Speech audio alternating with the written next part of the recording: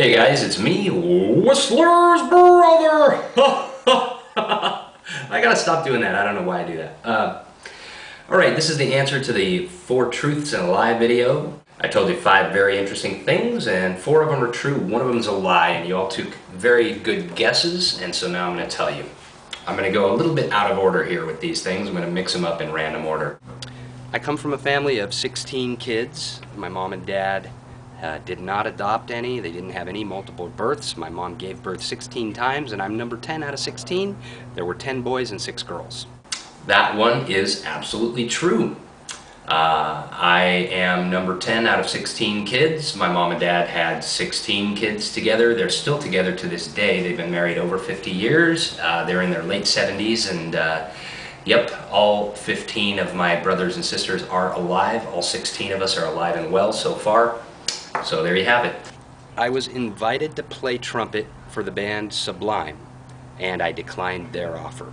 Unfortunately, that is true. Now I have to explain, because obviously if Sublime asked me today to play trumpet with them, I'd say yes in a heartbeat, but at the time they weren't famous yet. I went to high school with these guys, with a few of them. I didn't know them very well, except one of them, which is their sax player, Todd Foreman. Now Todd and I played in a band together called Downtown Mission, and we went to the same high school as Brad Noel and Eric Wilson, and I barely knew those guys. I really didn't know them well. Anyway, we played a gig together with Sublime in, I want to say it was 1987.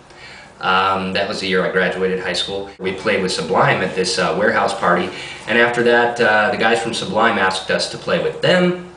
Todd took him up on it. He is their sax player to this day, and him and I are still good friends. I didn't take him up on it. I don't know why. At the time, I guess their sound wasn't very refined, and I was a little bit scared of some of their fans, to be honest. Some of the real hardcore kind of thrasher kids, you know, that were into kind of a bad scene that I didn't really want to become a part of. That kind of scared me a little bit, so I didn't take him up on the offer. And Todd did, and I'm still hoping someday. I keep bugging Todd to talk to those other guys and see if they might want some good whistling in a tune on their next album. You never know. I think it would be groovy. Alright, so moving on. Years ago, I used to be part of an organization, shall we say, that was involved in the distribution of drugs on a massive scale. I wasn't involved in selling them myself. I was on the procurement end of things, and I purchased multi-million dollars worth of drugs, over $1 million worth of drugs, on several occasions. This one is true. Hang on one second. Wow. Okay. Feel like Mystery Guitar Man. Now you'll notice I did not say illegal drugs. I just said drugs. It is true that I worked for a company called Bergen-Brunswig Corporation several years ago. We were the 2nd largest wholesale distributor of pharmaceuticals in the United States. I was a buyer, and I would regularly make huge purchases of everything from aspirin and ibuprofen, Prozac, all kinds of stuff. We had major huge customers that were nationwide chains, and there's a very good chance that whatever pharmaceuticals you were taking passed through our hands. Anyway, so that's how it is that there were on many occasions times when I had created purchase orders for over $1 million, and a few times there were $2–3 million worth of drugs in one purchase. They just weren't illegal drugs, so sorry.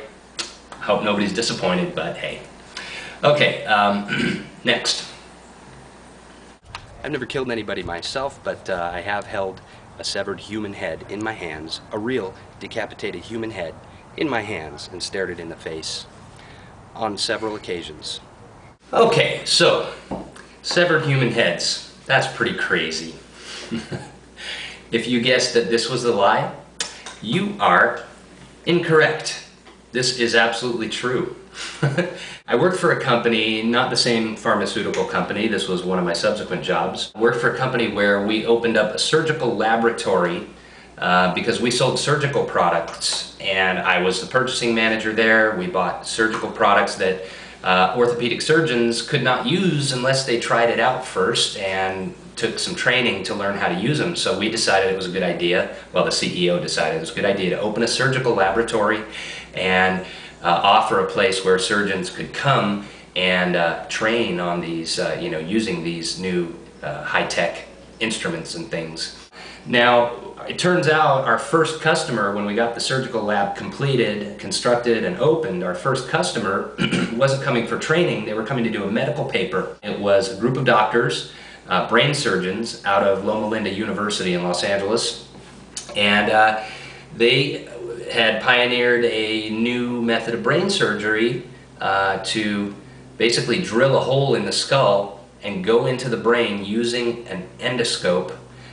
So it's a lot less traumatic to the body, because traditionally up till this point brain surgery meant you had to cut off a whole section of the skull, open the person's head wide open, and these guys figured out that, hey, you know what, let's try it with an endoscope depending on where the tumor was on the brain. So as it turns out, as purchasing manager, I had to source cadaver parts for the surgical lab, and that first project happened to be human heads, because that's what the guys were working on. It was really crazy. It turned out my company did not hire somebody just to handle the functions of the day-to-day stuff that goes on in that lab, at least not at first. That happened months later, and the guy who was in charge of the lab was never there. He was an outside sales rep for the surgical sales division. So when the doctors called and said, hey, can you take a head out of the freezer and start it thawing in the fridge, that fell on me. So I had to, numerous times I had to check to see how these human heads were thawing, and because before they came down from LA to do a session in the lab and videotape their work, they had to have the heads thawed, which took several days. I guess it's kind of like a turkey. No disrespect meant to the people whose heads those were. Yeah, so the heads were wrapped up. They came to us frozen, shipped on dry ice. They were wrapped in medical underpads. Nurses refer to these as chucks. It's got like plastic on one side and absorbent padding on the other. They're there to absorb stuff. Anyway, so it's wrapped in these things, and they're kind of thick.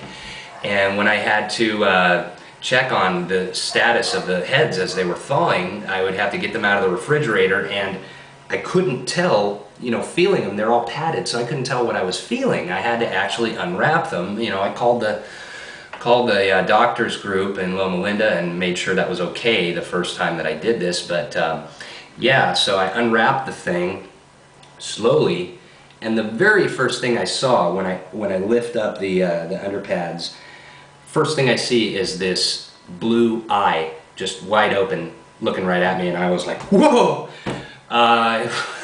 It was really a trip. It was very humbling experience.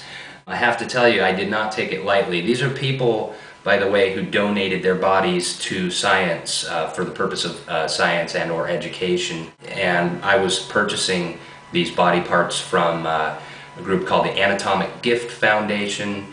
They're in Maryland. Anyway, yeah.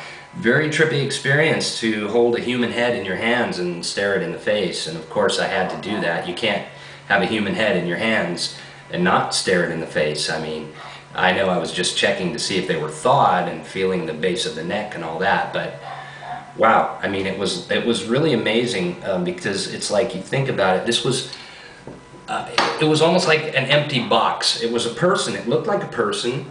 Their eyes were open, their mouths were open, and yet nobody was home, and it was very odd, and it changed, almost changed my outlook on everything, just walking around and looking at people and seeing the spark of life in them versus these decapitated human heads that were lifeless, and yet it was definitely a person's head that I had in my hands, and their face and their features, and it was really wild thing.